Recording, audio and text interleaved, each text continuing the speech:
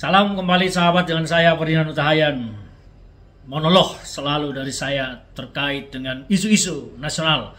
Kemarin Anas Urbaningrum resmi dibebaskan dari lapas Sukamiskin setelah menjalani masa hukuman yang cukup panjang. Dan tentu ini melelahkan, menguras energi, menguras pikiran. Saya bisa merasakan bagaimana ketidaknyamanan hidup di dalam keterbatasan, di dalam penjara atau lembaga pemasyarakatan. Namun sesuatu yang unik kemarin terjadi. Anas disambut oleh sebegitu banyak orang. Ramai yang menyambut dia keluar dari lapas Sukamiskin. Apakah ini fenomena yang akan membawa sesuatu dalam keriuhan kancah politik nasional kita? Kita tahu bagaimana Anas ini adalah mantan ketua umum Partai Demokrat.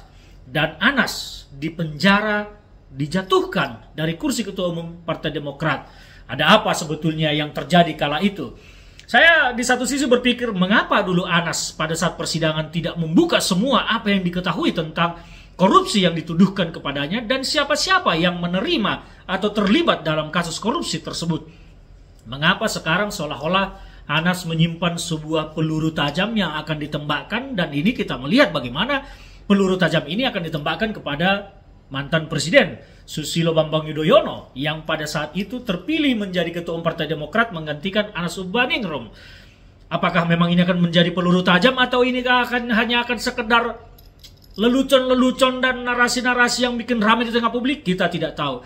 Tapi saya dan tentu Anda, jutaan manusia di Indonesia ini berharap-harap agar Anas jangan hanya bermain opini. Bukalah fakta-fakta yang memang belum terbuka. Sampaikan secara terang benderang ke publik kalau memang masih ada pihak-pihak yang terlibat yang belum dihukum atas perbuatan korupsi yang dilakukan dalam kasus Hambalang.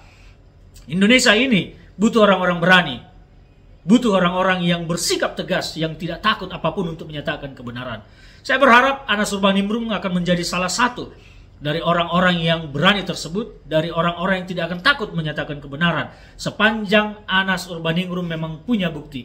Dan ini akan menjadi jalan bagi Anas Urbaningrum untuk mencuci tangannya, membersihkan dirinya, membuang segala stigma yang melekat pada dirinya meskipun itu adalah vonis pengadilan. Apakah vonis pengadilan nanti akan menjadi kebenaran yang kemudian terbuka belakangan atau sekarang, atau itu hanya sekedar memang sebuah kriminalisasi terhadap Anas Urbaningrum? Kita akan melihat ke depan. Saya menantang Anas Urbaningrum, bukalah fakta-faktanya, sampaikan ke publik apa yang Anda belum buka. Ini penting karena Anda disambut ribuan orang sebagai pahlawan. Ini adalah fenomena unik, seorang terpidana korupsi disambut keluar oleh ribuan orang dari penjara. Semoga sambutan ini akan membawa ribuan kebenaran di tengah publik Indonesia. Dan kepada siapapun yang memang terlibat dalam skandal korupsi yang belum dihukum, bersama-sama dengan saudara Anas akan mendapatkan hukuman. Demi tegaknya penegakan hukum, demi pemberantasan korupsi di negara kita. Ayo, kita tunggu Anas. Jangan hanya banyak cerita. Salam dari saya, Ferdinand Utahayan, yang juga adalah mantan kader Partai Demokrat.